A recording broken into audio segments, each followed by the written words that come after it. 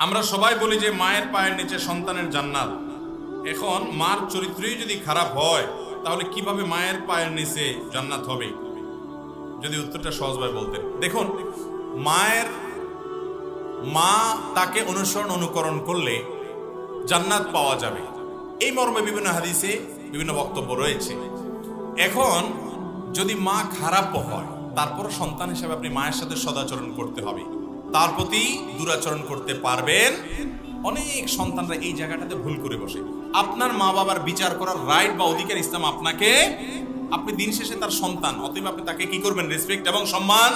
আল্লাহ বলেছেন, তোমার মা বাবা যদি তোমাকে ওয়াইন জাহাদাকা আলা আন তুশরিকা বিল্লাহ, তোমাকে যদি তোমার মা বাবা শিরিক করতে বলে আল্লাহর সাথে, ফালা তুতি'হুমা, তাহলে তাদের কথা শুনবা না, শিরিক করবা না। কিন্তু ওয়াসাহিবহুমা ফিদ দুনিয়া মা'রুফা, তাদের সাথে তোমরা ঠিকই সদাচরণ করতে হবে, যদিও তারা মুশরিক হয়, অমুসলমান হয়। তাহলে মা বাবা যদি খারাপও হয়, আপনি ভালো করার চেষ্টা করবেন, অন্যদেরকে দিয়ে বোঝাবেন, আল্লাহর কাছে দোয়া করবেন। কিন্তু তাই বলে আপনি বিচারের ভার কাঁধে তুলে নিতে পারবেন এবং তাদের সেবা যত্ন করার মাধ্যমে আপনি আল্লাহর সন্তুষ্টি ঠিকই অর্জন করতে পারবেন।